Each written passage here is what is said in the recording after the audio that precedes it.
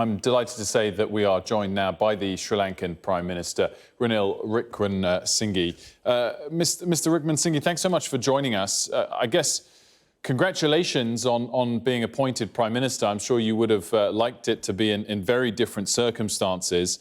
Circumstances which we were just discussing are pretty dire for your country. Who is to blame for the current situation? Well, I would say the last administration is to blame. And they've run down the economy. We've come to a point where we are bankrupt, which has never happened to Sri Lanka before. We have no dollars, we have no rupees. And if the current administration is to blame, then have we seen enough punishment for them yet? Of course, the president is still in power. His brother, the Prime Minister, may have stepped down, but their family has essentially run the country for 2 decades. Should the president resign? Well, that's a controversy because the people at Galface, all the youths, of the view that president should resign. That's a view also held outside and by some of the political parties. On the other hand, the Bar Association of the view that the executive presidency should be abolished. They do not mention anything about the president resigning. So there are 2 different views. I have suggested that once we pass the 21st Amendment, which should restore the original 19th Amendment, strengthening Parliament, strengthening the powers of the Prime Minister, then all party leaders and the President should have a discussion and come to some arrangement on the future course. In the meantime, clearly there are massive protests across the country, often against the president himself, and seeing very firm responses, a lot of arrests, tear gas at times, and some firm handling by police. What is your view towards those protesters? Can you understand their anguish at the moment, or is it always wrong to take to the streets in the way that some are? No, I can understand the anguish of the protesters, the young and the old, the young who see their future being taken away, and the old who see suffering, the middle class who just see their lifestyle collapsing, farmers without fertilizer. There are many demonstrations outside police stations, outside petrol stations and other places. Those are small ones, and it shows the anger, the despair and the hopelessness that the people feel. The demonstration that you have shown now is by a militant youth group who generally carries out at least 5 to 6 demonstrations a year. And certainly their aim is to ensure the water cannons are used on them. But that does not mean that there are no protests in Sri Lanka. They are small protests run by people at the moment when they can't bear the burden any longer. We certainly are not in a very stable position. I mentioned in the introduction, Prime Minister, that inflation is at 30%, perhaps due to rise to 40%. And you mentioned, of course, the blame that falls on the past administration. Do you think the effects of the war in Ukraine have been felt yet in Sri Lanka, or could things get worse in the short term? Well, we are feeling the rise in the price of fuel. We are feeling that, and we know it will go higher. Our main concern also is that we have not had fertilizer for cultivation. And this coming season, the rice cultivation season, will not have the full production.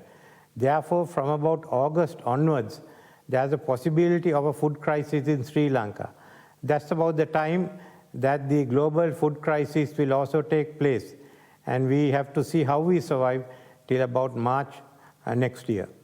And what is your message, Prime Minister, in the short term to potential international partners that could come to your aid on a week when you've had to miss interest payments due on your debt? It's a tricky position, I guess, to seek help at that time, as well as missing those sorts of payments. Well, we were in default anyway, and we didn't have the money to pay. We have to acknowledge that. I feel ashamed about it, but nevertheless, this is reality.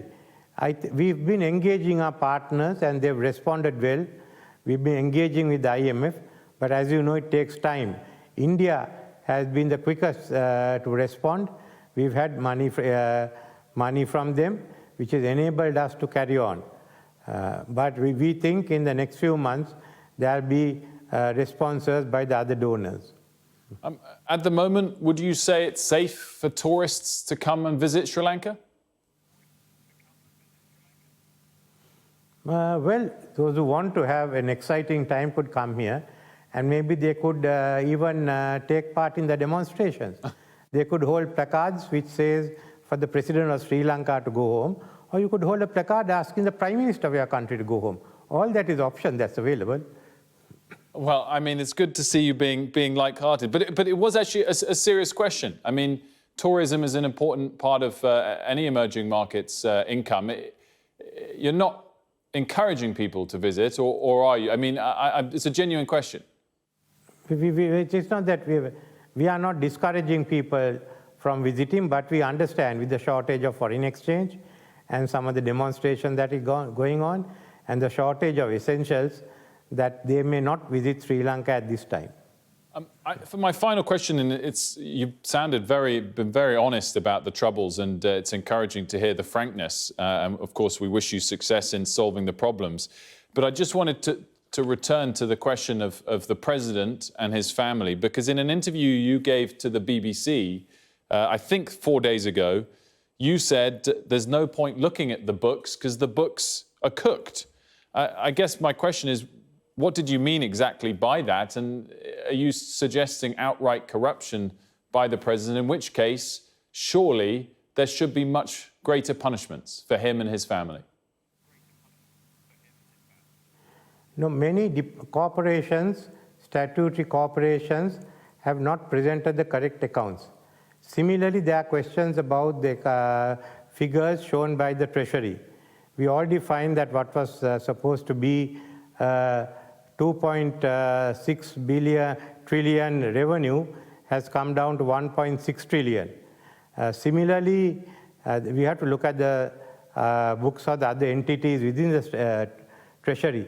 Whether different individuals did it or one person coordinated it, we do not know. But it has been happening for over 10 years, for 2 years. I don't think it is basically been an effort to show that the Sri Lankan economy is normal when it was not. Then many bills were unpaid, and the government was not informed of the inability to pay bills. So these are really issues of books being kept, the accounts. That's why I use the term, the books have been cooked. Certainly it have been cooked, and it was to show that the economy was normal when in fact it was not. Prime Minister, thank you so much for joining us this evening on Sky News, and best of luck.